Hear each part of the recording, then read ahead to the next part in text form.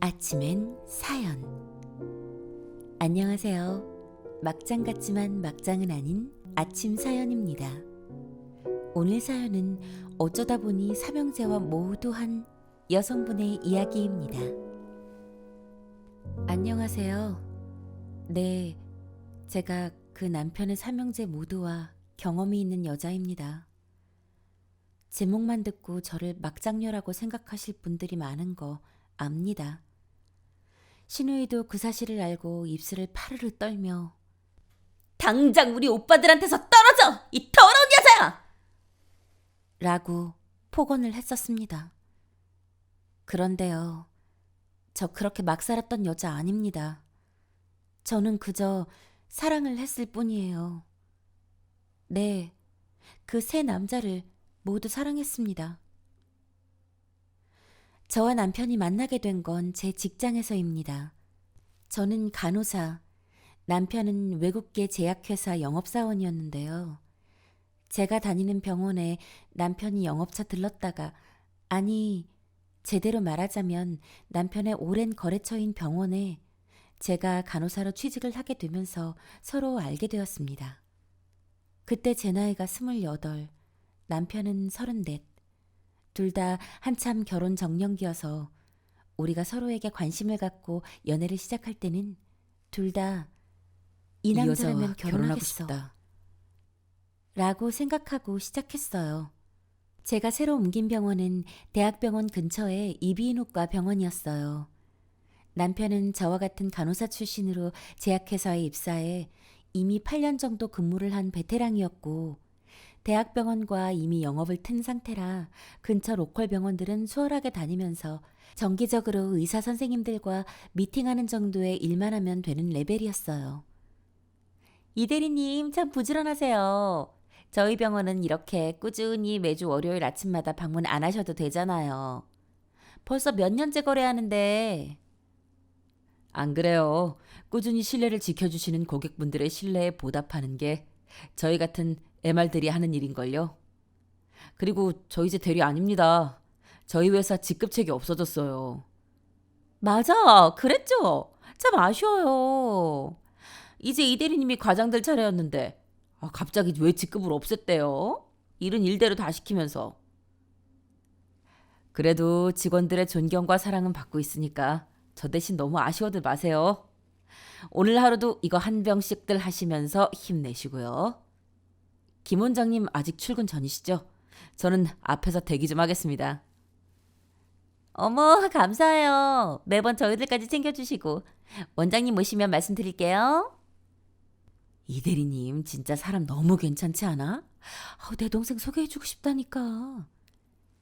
그러게, 저 정도면 키 크고 잘생기고 사람 반듯하고 나도 몇 번 소개팅 시켜주겠다고 했었지. 근데 번번이 거절하던데? 자기는 자연스러운 만남을 추구한대. 미나 선생님, 아직 미혼이지? 남자친구 있어? 아니요, 지금은 없어요. 그래? 그럼 싱글이 보기에 정 대리님 어때? 우리가 애엄마들이라 그렇게 보이는 건가? 저 정도면 혼자 두기 너무 아까운 남자 아니야? 그러네요. 진짜 좋은 분 같아 보여요. 인상 좋으시고 말씀으로 들으니 성실한 분이신 것 같고. 돈도 잘 벌어. 여기 대학병원 뚫은 지 4년 넘었잖아. 경쟁사 제끼고. 서글서글해 보여도 독한 데가 있어. 동생이 셋이나 되는데 간호학과 나와서 종합병원에서 일하다가 동생들 가르쳐야 한다고 영업일에 뛰어든 거라잖아. 그러시구나. 대단한 분이시네요. 우리가 밀어줄게. 잘 한번 해봐. 네. 대충 웃어 넘겼지만 저는 그때까지만 해도 앞으로 사랑을 다시 시작할 수는 없을 것 같았어요. 지난 사랑의 시련의 상처가 너무나 컸거든요. 사실 잘 다니던 병원을 그만두고 이곳으로 이직을 하게 된 것도 그 때문이었습니다. 전 직장에서 만나던 남자에게 너무 아프게 차였었거든요. 간호사들에게는 불문율이 있죠. 절대 의사는 만나지 마라. 저는 그 불문율을 깼습니다. 그리고 그 벌을 혹독하게 받았죠. 저는 학교를 졸업하고 대학병원 수술실에서 일하다가 체력적 한계에 부딪혀 6개월 만에 동네에 있는 소아과로 옮겼습니다. 제가 그곳에서 일한 지 3년 차쯤 되었을 때 원장님의 학교 후배라면서 젊은 의사 선생님이 새로 영입되셨습니다. 제가 다니던 소아과는 두 분의 원장님이 함께 진료를 보시던 곳이었는데 그중 한 원장님이 막내 아이까지 대학에 보내시고는 복잡한 곳을 떠나 조용한 곳에서 살고 싶다고 제주도로 옮기셨어요. 그러면서 우리 병원도 좀 젊어질 필요가 있지. 후배 의사들도 잘 키워보자고. 작년에 전문의 자격 딴 따끈따끈한 선생이야. 나 대신 잘들 부탁해요. 라고 추천해 주시고 떠나셨어요.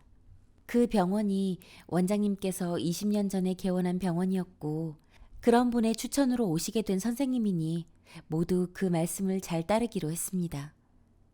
그리고 간호사 중에서 막내인 제가 그 선생님 방을 담당하게 되었어요. 처음 로컬 병원에 오게 돼서 서툴러요. 이것저것 좀 도와주세요. 이 병원에서 우리가 유일하게 비슷한 나이대인 거 알죠? 우리끼리 잘 뭉쳐봐요. 이 동네 처음이라 안내가 필요해요. 어디가 맛집이에요? 안주 맛집도 좀 알려줘요. 공적인 일에서 시작된 대화는 점점 사적인 것까지 확장되었고 여태껏 한 병원에서 40, 50대 원장님들과 공적인 관계만 유지했던 저는 새로 오신 젊은 의사 선생님이 신선했습니다. 의사와 간호사가 이렇게 친해질 수도 있는 거구나 하면서 신기했죠. 그러나 다른 간호사 선생님들의 생각은 좀 달랐습니다. 이 원장님 유난히 정간호사 괴롭히시네요. 누가 보면 관심 있는 줄 알겠어요.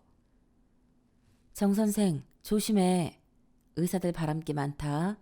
특히 저렇게 젊고 잘생긴 의사는 더 조심해. 경험 많은 선배 간호사 선생님들은 걱정이 많으셨습니다. 그런데 젊은 남녀가 서로에게 호감을 갖기 시작한 이상 그 걱정이 잘 들릴 리 없었습니다. 동기 친구들에게서도 의사와 간호사가 잘 될 수 없는 수백 가지 이유에 대해 훈계를 들었지만 우리의 관계는 특별하게 느껴졌습니다. 다들 걱정해요. 이렇게 멋있는 미혼 의사 선생님이 왜 간호사를 사귀냐고. 심지어 우리 엄마도 걱정해요. 원장님 사실은 결혼해서 애까지 있는 거 아니냐고 잘 조사해보라고 그러던데? 미나 씨는 특별해요. 다른 사람들과 달라.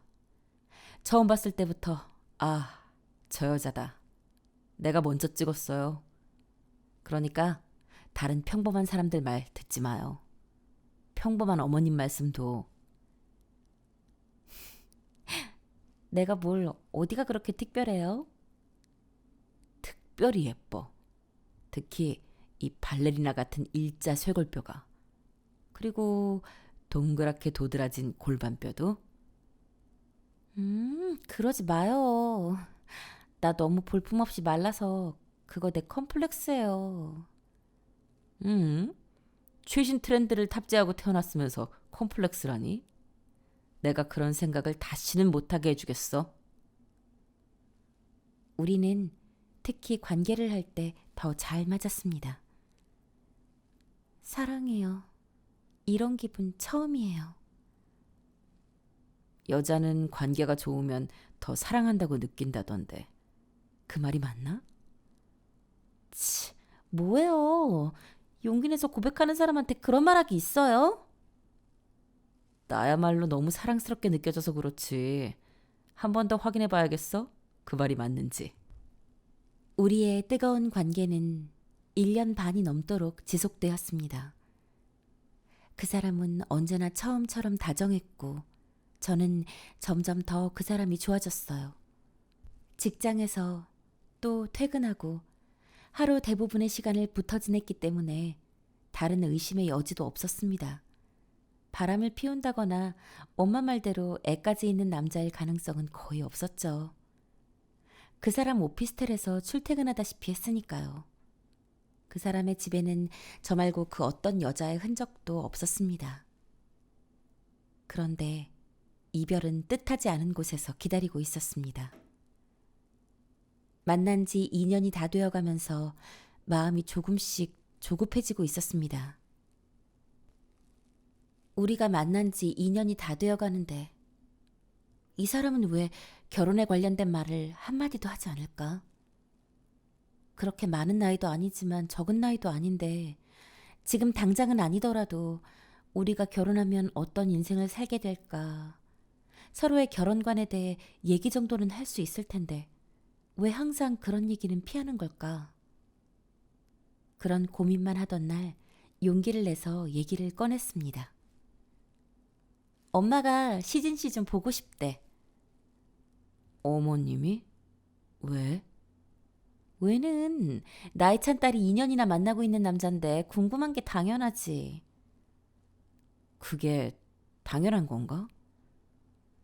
엄마들의 의식 흐름은 그래. 딸이 연애를 한다. 1년이 넘었다. 딸 나이가 곧 30이다.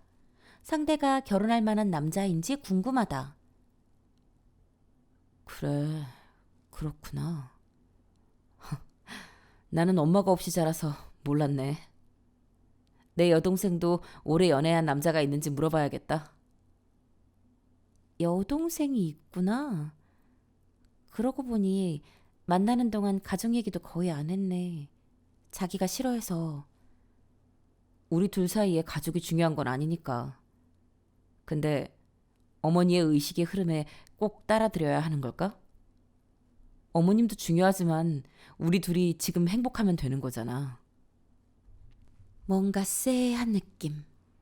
가족 얘기나 결혼 얘기가 나오면 항상 느껴지는 이질감. 그 사람은 자신과 나 이외의 사람들에 대해 지나칠 정도로 냉정했습니다. 오빠는 나랑 결혼할 생각 없어? 사랑하면 함께 살고 싶고 그런 마음 드는 거 당연한 거 아니야? 사랑해서 지금 이렇게 같이 살고 있잖아. 하루 중 22시간은 붙어 있는데 부족해? 언제까지 이렇게 살 수는 없잖아. 오빠랑 여기서 자고 아침에 집에 가서 옷 갈아입고 출근하고. 난 우리 관계가 더 안정되면 좋겠는데. 관계의 안정이 어딨어. 사랑하는 동안 최선을 다하면 되는 거지. 결혼한다고 관계가 안정된다고 누가 그래? 이렇게까지 대놓고 말하는 그 사람의 가치관이 그제서야 의심스러웠습니다. 내가 왜 그 생각을 못했지? 오빠, 혹시 독신주의야? 엄밀하게 말하면 비혼주의지. 우리 이렇게 행복하게 같이 살고 있잖아. 그게 그 말 아니야. 결혼 안 하겠다는 건 같은 말이잖아. 달라. 독신주의는 혼자 살겠다는 거지만 나는 이렇게 우리가 사랑하는 동안 행복하게 살고 싶어. 그러니까 사랑할 때까지는 같이 살겠지만 어떤 책임도 지기 싫고 언제든 사랑이 식으면 헤어질 수 있고 그런 거네. 결혼하면 책임을 져? 결혼을 하면 사랑이 식어도 행복하게 계속 같이 살아? 결혼이라는 형식이 뭐가 중요해. 내가 지금 너를 사랑하고 있다는 게 중요하지. 아직은 나를 사랑하기는 하는구나. 그런데 내 생각이나 의지는 반영될 수 없는 거지. 우리 관계에. 아이는 혹시 아이를 낳을 생각은 있어? 없어. 그것도 몰랐네, 나는. 소아과 의사고 병원에 오는 애들 이름까지 외워가면서 참 예뻐하길래 자기 아이는 낳을 생각이 없다는 건 생각도 못했어. 아이들은 좋아해. 근데 이 세상에 책임지지 못할 생명들이 너무 많아. 그 많은 이미 세상에 있는 불쌍한 생명들도 거두지 못하는 인류가 더 아이를 생산해낼 이유가 있을까? 난 그저 내가 사랑하는 당신을 닮은 아이를 얘기하는 건데 당신은 유니세프 직원처럼 말하고 있는 거야? 나를 얼마나 알아? 나를 닮은 아이라면 그 아이가 어떤 아이라도 사랑할 수 있다고? 그건 오만이야. 맞아. 나 오빠를 너무 모르는 것 같아. 그 밤이 다 새도록 우리의 의견차는 좁혀지지 않았습니다. 그날 그를 만나고 오랜만에 밤 12시가 되기 전에 제 자취방으로 돌아갔습니다. 그리고 날이 꼴딱 새도록 혼자 고민을 해봐도 해결책은 생각나지 않았습니다. 다음 날 밤새 울어 눈이 퉁퉁 부은 저를 보는 그의 눈빛이 너무나 슬펐습니다. 그리고 하룻밤 사이 수척해진 그를 보는 저의 마음이 너무 아팠습니다. 그렇게 누구를 만났는지, 무엇을 먹었는지, 무슨 얘기를 나눴는지 모를 하루를 보내고 우리 둘은 미친 듯이 다시 서로를 찾았습니다. 우리는 이렇게 갑자기 이별을 할 준비가 되어 있지 않았습니다. 우리가 헤어진다는 생각만으로도 심장에 불이 나서 죽을 것만 같았습니다. 그날 밤을 새워가며 전날 서로에게 만든 상처들을 핥아줬습니다. 그렇게 우리는 서로가 감당할 수 없는 주제에 대해서는 입을 다물기로 암묵적인 합의를 했습니다. 그렇게 또 그와 함께한 6개월여의 시간이 흘렀습니다. 그런데 그 암묵적인 합의는 그의 입장에서는 평화였으나 저의 마음속에는 수많은 물음표였습니다. 결혼할 만큼 나를 사랑하지 않는 게 아닐까? 나를 존중하지도 않는 게 아닐까? 어떻게 함께 있는 내 의견은 전혀 고려조차도 하지 않는 거지? 정말 어딘가에 애인이나 가정을 두고 있어서 나한테는 비혼이라는 포장을 하고 있는 건 아닐까? 언제쯤 네가 만나고 있는 남자를 나도 좀 볼 수가 있니? 하는 엄마의 압박보다도 내가 얼마나 아무것도 기대할 수 없는 이 사랑을 더 버틸 수 있을까 하는 불안감이 나를 더욱 짓눌렀습니다. 암묵적인 합의 후 6개월 만에 저는 이 논의를 다시 우리 앞에 꺼내놓을 수밖에 없었습니다. 여전히 오빠는 달라질 수 없는 거지? 우리가 이대로 10년, 20년을 사랑한다고 해도 지금 너에 대한 내 사랑은 죽을 때까지 변하지 않을 수 있어. 그런데 결혼과 아이에 대한 내 마음도 죽을 때까지 변하지 않을 거야. 나를 잃는 한이 있어도? 미나야, 왜 그래야 해? 내가 왜 너를 잃어야 해? 어떻게 내가 너 없이 살아? 그렇게 나를 원하면서 왜 결혼 따위를 못해? 그게 뭐라고? 사랑한다면서 그 어떤 미래도 기대할 수 없다면 그런 만남을 어떻게 계속할 수 있어? 나는 너를 사랑해. 그 마음은 영원할 거야. 얘기는 계속 제자리를 돌고 있었습니다. 그리고 결국 저는 그를 놓기로 했습니다. 겉으로는 제가 그 사람에게 이별을 고했지만 제 입장에서 거부당한 건 저였습니다. 저는 그를 다시 볼 자신이 없었고 병원을 그만뒀습니다.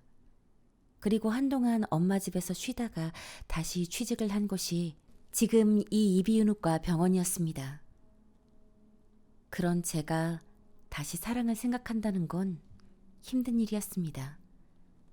이 남자가 제게 다가오기 전까지는요. 저 이거 별거 아닌데 선물이에요. 네? 저한테 왜 선물을... 이게 뭔데요? 저 이런 거 못 받아요. 괜찮아요. 진짜 별거 아니에요. 꼭 집에 가서 풀어보세요. 아니, 이 대리님께 이런 거 받으면 큰일 나요. 제가 받는다고 뭐 해드릴 수 있는 것도 없지만. 받으셔도 되는 겁니다. 미나 선생님한테 바라는 거 없고요. 도움되실 거예요. 꼭 집에 가서 보세요. 부피도 엄청 큰 그 선물이 뭔가 굉장히 부담스러웠지만 던지듯 두고 나가는 이 대리님을 붙잡지 못했습니다. 그리고 집에 가서 선물을 뜯었는데 얼굴이 화끈거리더군요. 커다란 엉덩이 모형이었어요. 다른 사람들 같으면 변태 같은 자식이라고 욕을 해댔겠지만 저는 달랐습니다. 아, 그날 보셨구나. 그것은 주사 실습용 엉덩이 모형이었습니다. 원래도 간호사치고는 주사 놓는 것에 유독 겁이 많았던 저는 대부분의 경력이 로컬 소아과였고 제가 근무하던 소아과에서는 주사를 놓을 일이 거의 없었습니다. 소아과에 오는 아이들은 예방접종 이외에는 감기나 기타 질병에도 직접 주사를 놓는 일이 거의 없고 저희 병원은 모든 접종은 의사 선생님이 직접 하시는 곳이었습니다. 주사실이 의미가 없었어요. 주사를 놓을 만한 정도의 병은 좀 더 큰 병원으로 보내드렸습니다. 그러다 보니 이비인후과에 와서 처음 맞닥뜨린 벽이 바로 주사였습니다. 뭐예요 진짜. 아파 죽겠네. 지금 주사기로 긁은 거예요? 피가 안 멈추잖아요. 뭐 주사 하나 제대로 못 넣는 간호사가 다 있어. 죄송합니다. 병원이 떠나가게 환자분이 난리를 치셨습니다. 제가 거의 울 지경이 되고 간신히 환자분을 돌려보내고 선배 간호 선생님들께 호되게 혼이 났었습니다. 그날은 정기적으로 오시는 날도 아닌데 왜 오셨냐고 선생님들끼리 얘기를 하시더니 그때 제가 혼나고 있는 모습을 보신 모양이었습니다. 그 세심함, 감동이라기보다는 뭔가 부끄러웠지만 고맙기도 했습니다. 그리고 그 후에도 이런 세심함은 계속되었습니다. 다른 간호 선생님들에게 묻어가는 것처럼 보이기는 했지만 회사에서 파는 영양제라고 가져다 주시는 제품에도 제 건 뭔가 특별한 것이 더 들어있었어요. 그렇게 몇 개월 호의를 보이시더니 어느 날 데이트를 신청하셨습니다. 주변에서 보시던 선생님들은 이제야 데이트를 신청하는 거냐며 저보다 더 난리였고 저분 놓치면 인생에서 큰 실수하는 거라고 등을 떠밀었습니다. 첫 데이트에서 그분을 보며 느낀 점은 참 솔직하고 따뜻한 사람이구나. 이 남자라면 결혼할 수 있겠다. 였습니다. 연애는 6년 전이 마지막이었어요. 그때는 연애에 집중할 수가 없었어요. 일도 한참 배우는 중이고 제가 3남 1녀 중 장남이거든요. 한참 동생들 가르쳐야 하는데 다른 데 한눈 팔 수가 없더라고요. 아버지만 계세요. 어머니는 막내 4살 때 아버지랑 이혼하고 재혼해서 미국으로 가셨어요. 그리고는 지금까지 한 번도 못 뵀네요. 아버지가 능력이 좀 없으시지만 다정하고 참 좋은 분이신데 하긴 애가 넷이나 있는 집에 능력 없는 가장은 죄인이죠. 그래서 저도 스스로 제 가정을 지킬 능력이 생길 때까지 기다렸었나 봐요. 이제 동생들도 각자 자기 일들 알아서 잘하고 있고 저만 잘 살면 된다고들 하거든요. 아, 이거 첫 데이트에서 혼자 너무 진도 나갔네요. 죄송합니다. 아니에요. 저도 결혼 생각을 안 하고 누구를 만날 수 있는 나이가 아닌걸요, 이젠. 상대의 결혼관이 연애를 시작할 때 첫 조건이기도 해요. 저는 결혼을 원하는 사람이니까요. 자연스러운 데이트였던 자리가 마치 의도된 맞선 자리인 것 같은 대화가 오고 갔지만 저는 그 분위기가 참 편하고 좋았습니다. 민혁 씨는 시진 씨와는 참 다른 사람이었습니다. 뜨겁게 타오르지는 않았지만 포근하고 따뜻했어요. 항상 한 발 앞서 생각했고 몸에 밴 배려와 친절이 고마움을 넘어 안쓰럽게 느껴지기도 했죠. 아빠가 돌아가신 저에게 마치 아빠 같은 안정감마저 주는 사람이었습니다. 엄마를 먼저 뵙고 싶어한 것도 민혁 씨였어요. 어머니 혼자 미나 씨를 이렇게 예쁘고 착하게 키우시다니 정말 대단하세요. 뭘, 키우기는 미나 아빠도 같이 키우고 갔어. 애 대학은 보내고 가셨으니까. 유산도 남기고 갔고. 그거 참 불행 중 다행이었네요. 그래서 미나 씨한테 그늘이 없나 봐요. 어머님도 유쾌하시고. 우리 미나가 참 잘 크긴 했어. 얘가 어릴 때는 맨날 아팠어. 키가 165인데 42kg를 넘겨본 적이 없는 애야. 뭐 지금이야 요즘 유행하는 예쁜 말라깽이지만 옛날에는 맨날 비실거리고 먹으면 얹히거나 탈라고 그래서 또 못 먹고. 왜 조회 시간 되면 픽픽 쓰러지는 애들 있지? 그게 얘야. 어릴 때는 학교 가는 날이 반, 병원에 있는 날이 반이었지. 근데 다행히 크면서 점점 체력이 붙더라고. 그러면서 그러는 거야. 엄마, 나는 아픈 사람 돌봐주는 간호사가 될 거야. 의사가 될 만큼 공부는 못하니까 간호사가 돼서 아픈 사람들 돌봐줄 거야. 그러더라고. 웃기는 애지. 공부를 더 할 생각은 안 하고. 저랑 비슷하네요. 막내 여동생이 자주 아팠거든요. 그래서 아픈 사람 돌봐주는 사람이 되고 싶었는데 저도 공부를 조금 부족하게 해서 간호대에 갔어요. 근데 동생이 좀 크고 나니까 덜 아프고 돈을 필요로 해서 제약회사에 들어간 거죠. 대신 제 바로 밑에 동생이 의사가 됐습니다. 저보다 공부를 잘해서. 그놈 때문에 돈이 더 필요해서 더 열심히 일했었어요. 가족한테 아주 잘하네. 근데 가족애가 너무 강해서 우리 미나가 외로워지는 거 아니야? 좀 걱정되네. 아니요. 이제 저도 제 가족을 꾸릴 때가 됐습니다. 어머니가 집 나가시고 제 평생 꿈이었습니다. 완전하고 행복한 제 가정을 꾸리는 것. 이제는 아버지의 가정 말고 진짜 제 가정을 꾸려보고 싶어요. 아버지의 가정이라. 단어 선택 마음에 드네. 어떤 부분에서인지 알 것도 같고 모를 것도 같지만 아무튼 민혁 씨는 저희 엄마에게 크게 점수를 땄어요. 서로에게 참 살갑게 잘하는 장모 사위관이 될 것 같았습니다. 아빠가 돌아가시고 딸 하나밖에 안 남은 엄마가 사위랑 잘 지낸다니 너무 다행이잖아요. 전에 만나던 남자와는 비교도 할 수 없이 좋은 부분이었습니다. 혹시나 궁금하실 수도 있을 것 같은데 속궁합도 잘 맞았습니다. 사랑은 사랑으로 잊혀진다고 했고 여자는 속궁합이 좋으면 사랑한다고 느껴진다 라고 했던 전 남친의 말도 일리가 있구나 생각이 들었습니다. 저는 지금 우리 둘의 관계에 아주 만족했습니다. 그리고 사귄 지 1년이 채 안 돼서 서서히 결혼 얘기가 오갔어요. 서로 결혼을 전제로 교제를 시작했고 시간을 끌 이유가 없었습니다. 아이를 낳으면 엄마의 도움이 필요하니 엄마 집 근처로 신혼살림을 차리자는 계획까지 나왔습니다.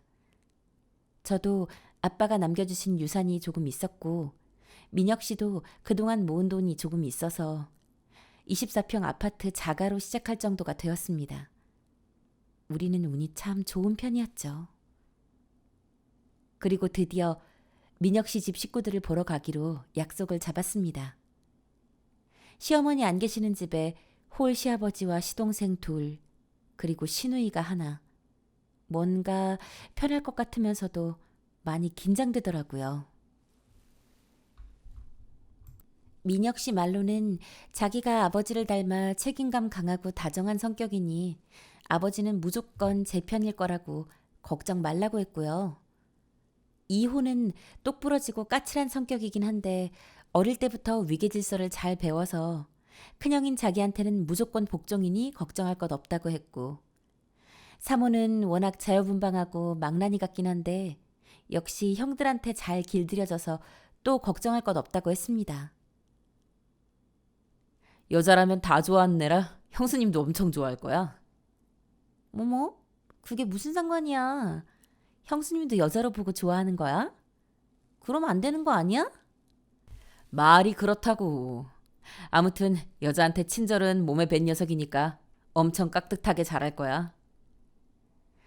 그럼 집안의 남자들은 다 내 편이 될 거라는 얘기고 마지막 막내 시누이가 좀 무서운데? 사오도 걱정 마. 남자들 사이에서 자라서 겉보기에만 여자지 속은 완전 남자야. 그냥 시동생만 셋이라고 생각하면 돼. 그래도 집안에 말 통하는 사람 한 명 생긴다고 엄청 좋아할 거야. 이렇게 한껏 시댁 식구들에 대한 브리핑을 받고 민혁 씨의 집으로 들어가는 순간 저는 그 자리에서 주저앉아 버렸습니다. 저를 반갑게 맞아준 셋째 동생 때문이었습니다. 혹시 여기 어떻게... 우리 사모를 알아? 서로 아는 사이야? 민혁 씨는 항상 동생들을 2호, 3호, 4호라고 불렀습니다. 헷갈려서 숫자가 편하다고요. 3호는 저를 보고 눈을 찡긋거리더니 모르는 척하라는 신호를 보냈습니다. 옛날에 우리 회원이었어. 오랜만이에요. 우리 한 7, 8년 만인가요? 네, 그 정도 된 것 같아요. 식은땀이 주르륵 흘렀습니다. 그 사람은 제 첫사랑이었습니다. 1부는 여기까지. 2부는 다음 주 월요일에 올려드릴게요. 오늘의 사연 어떠셨나요? 재미있으셨다면 구독, 좋아요, 알람 신청, 그리고 댓글 부탁드려요.